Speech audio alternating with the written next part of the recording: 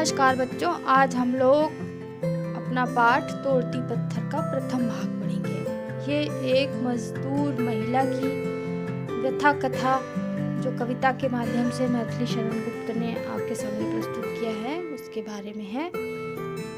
चलिए, कुछ प्रश्न हैं, उनके उत्तर आप दीजिए। भारत में कितनी ऋतुएं होती हैं? नाम बताइए।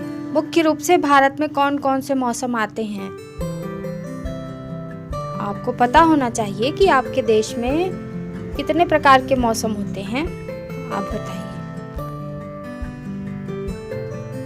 सोचिए जरा और बताइए।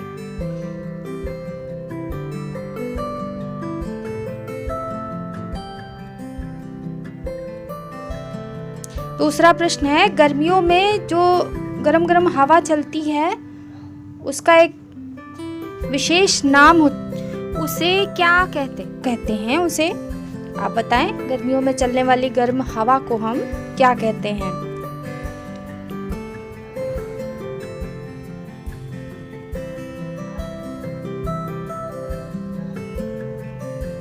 अगला प्रश्न है, मजदूरी करके अपना जीविकोपार्जन करने वाला क्या कहलाता है? उसके लिए जो शब्द है वो बताएं, आप उसे क्या कहते हैं?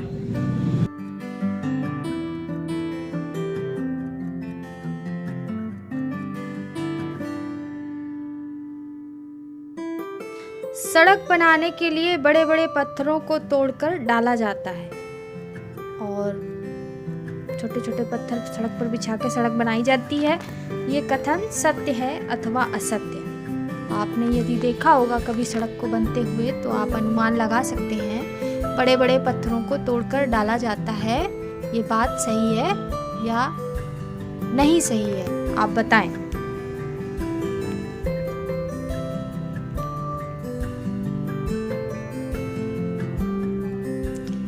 एक प्रश्न और है, निर्धन व्यक्तियों को मेहनत करके अपना भरण पोषण करना चाहिए या दूसरों से सहायता मांगकर अपना जो जीवन है वो चलाना चाहिए?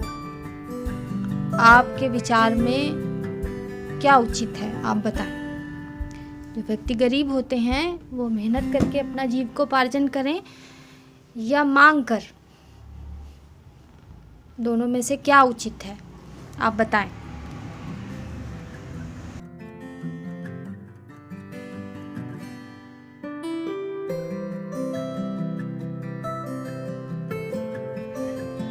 हेलो बच्चों, आज आप लोग जो कविता पढ़ने वाले हैं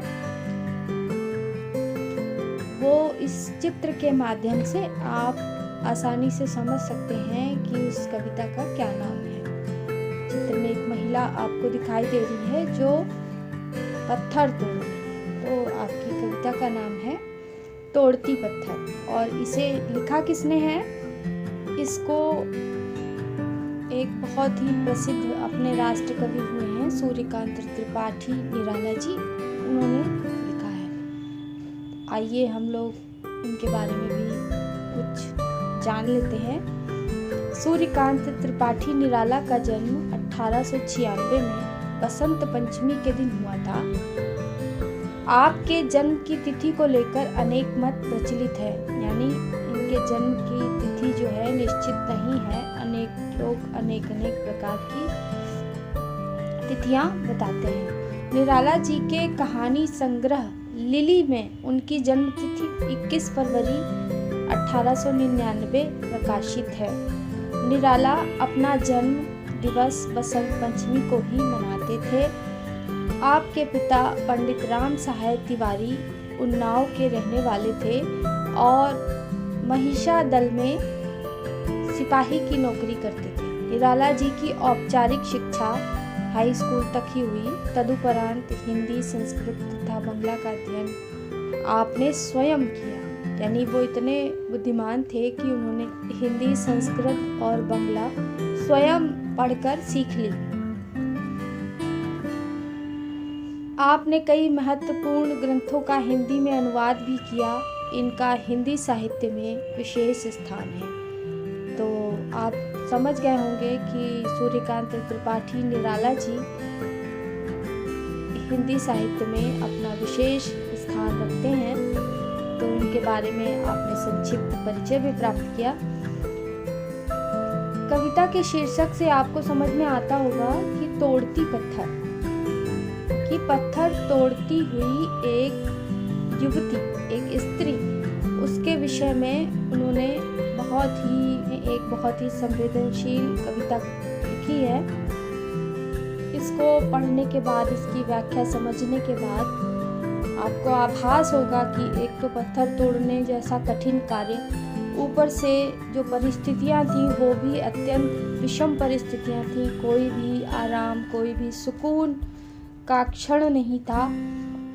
और जो गरीब महिला थी उसने अपने जीविकोपार्जन के लिए, अपने घर चलाने के लिए, अपने मतलब पैसे कमाने के लिए उसने जो मजदूर जो पत्थर तोड़ने का कार्य करते हैं वो उस महिला स्त्री ने किया, और उसकी जो परिस्थितियां थी उसके बारे में इस कविता के माध्यम से आपको समझ में आएगा।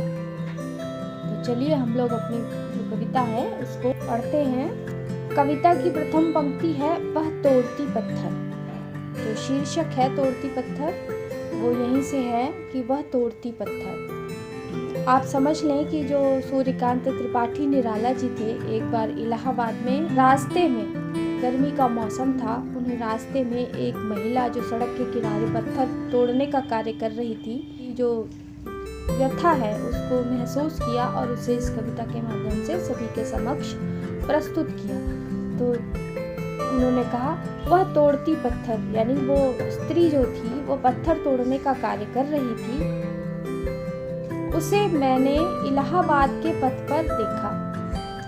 उन्होंने देखा कि इलाहाबाद में सड़क बनाने का कार्य हो रहा था, तो वहाँ पे पहले बड़े बड़े पत्थर डाल दिए जाते थे, तो उसे मजदूर लोग तोड़ते थे, छोटे छोटे करते थे, फिर वो पत्थर सड़क पर बिछा के सड़क बनाई जाती थी। आजकल तो मशीनों से भी कट जाते हैं, लेकिन पहले मजदूर स्वयं हाथ से तोड़ते थे उसे हथौड़ा लेकर। तो उन्होंने देखा कि वो जो महिला थी वो उस इलाहाबाद के पथ पर सड़क बनाने के लिए जो पत्थर पड़े हुए थे उसमें से वो तोड़ रही थी, उनको वो तोड़ रही थी। और वो वैसी सिचुएशन थी, वहाँ पे वो तोड़ रही थी तो कोई न छायादार पेड़। आप समझ लें कि जहाँ पे वो पत्थर तोड़ रही थी वहाँ पे कोई भी छायादार वृक्ष नहीं था, कोई भी छायादार पेड़ नहीं था।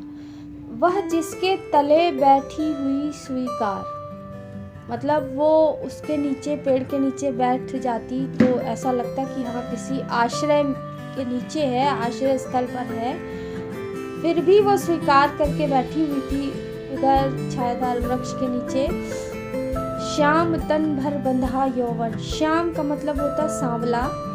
उनका शरीर जो था स्त्री का वो सांवले कलर का था, सांवला था। भर बंधा यौवन, और वो एक युवती थी, यानी कि वो बहुत बूढ़ी बुजुर्ग महिला नहीं थी, वो कोई बच्चा भी नहीं थी, एक वो जवान स्त्री थी, यौवन युवती थी। तो भर बंधा यौवन यानी कि वो, आप समझते हैं कि 20 से 25 साल की या 30 साल की अवस्था वाले वो लोग होते हैं, उनको युवक या युवती बोलते हैं। तो वो उस तरीके की थी, मतलब यानी कि उसका जो शरीर था, वो स्त्री थी, वो 30 से 25 या 30 साल, 20 से 30 साल के बीच की रही होगी, ये कवि निराला जी ने अनुमान लगाया। गुरु हथौड़ा हाथ, उसके, गुरु का मतलब होता है भारी, उसके हाथ में भारी हथौड़ा था, वजनी, बहुत वजनी हथौड़ा था।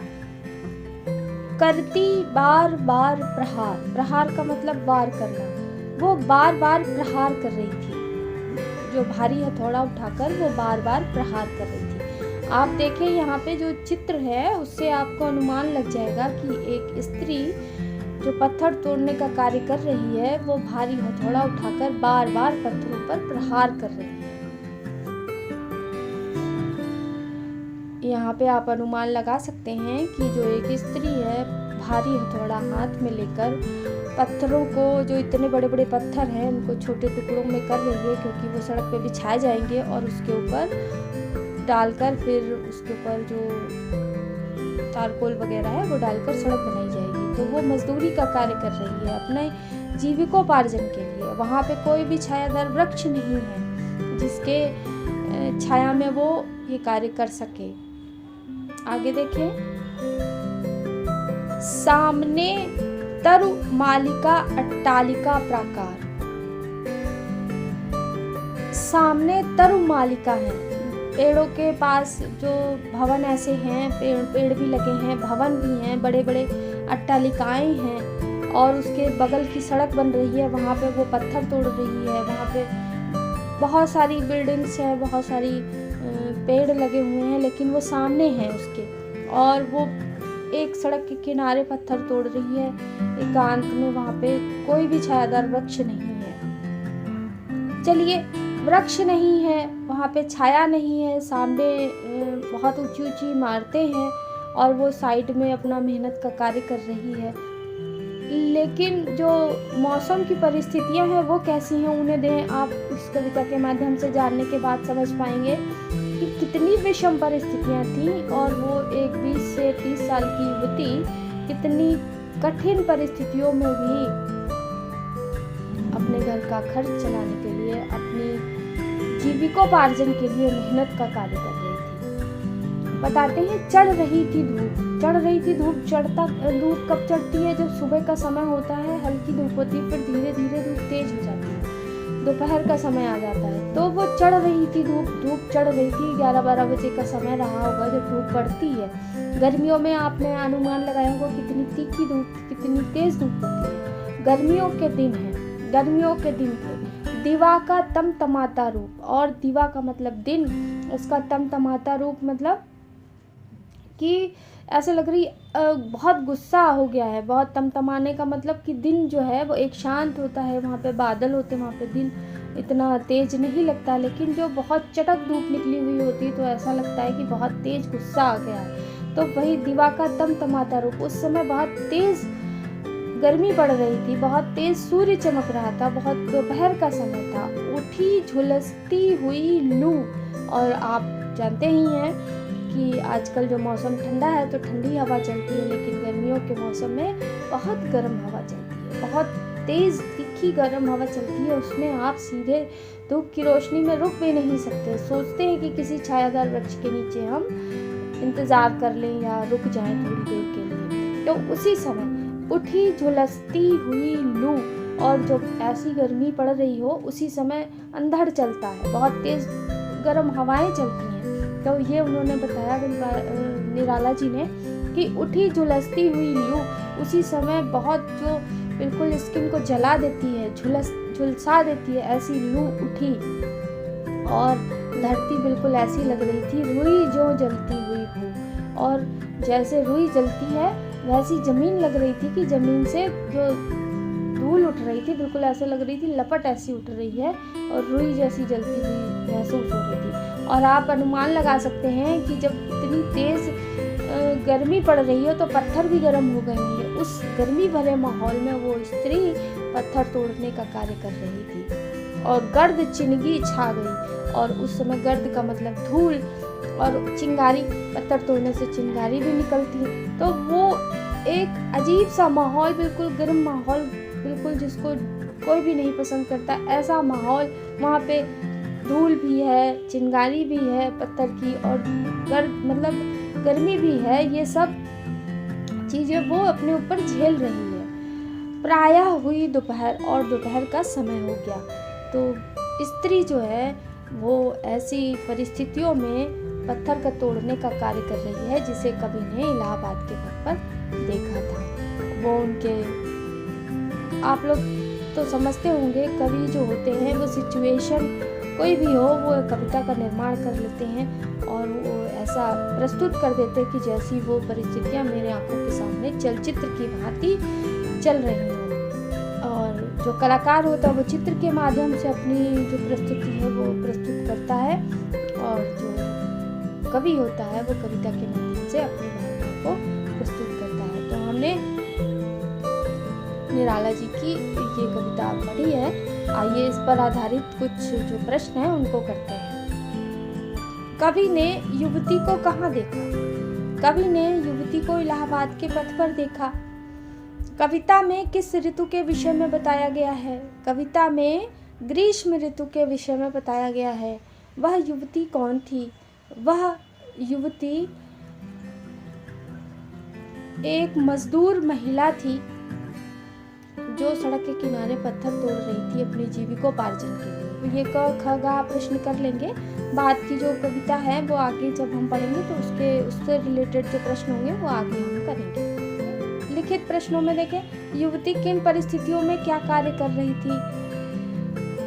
अब आपने कविता के माध्यम से समझा कि युवती जो थी गर्मी की ऋतु में, जहाँ पे कोई भी छायादार वृक्ष नहीं था, बहुत तेज लू चल रही थी, दोपहर का समय हो गया था और वो पत्थर तोड़ने का कार्य कर रही थी। तो आप इस सारी परिस्थितियों को अपने शब्दों में लिखेंगे। उसके बाद आप ये जानते ही हैं, ये तो आसान ही है कि वो पत्थर तोड़ने का कार्य कर रही थी। इस प्रकार आपका प्रथम भाग समाप्त होता है। इस कविता का शेष भाग और बची हुई एक्सरसाइज हम अपने अगले भाग में करेंगे। तब तक के लिए थैंक यू। एक्टिविटी में कठिन शब्दों को लिखकर अपने वाक्यों में प्रयोग कर लीजिए। जो आपको कठिन शब्द लग रहे हैं इस कविता के, उन्हें आप लिखिए, अर्थ लिखिए और अपने वाक्यों में प्रयोग कर लीजिए।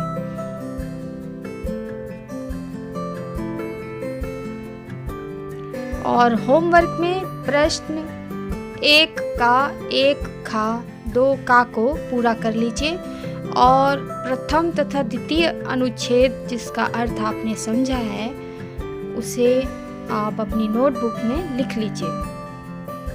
बहुत अच्छे तरीके से व्याख्या करके लिख लीजिए। शेष भाग हम अपने अगले वीडियो में पढ़ेंगे। तब तक के लिए थैंक यू।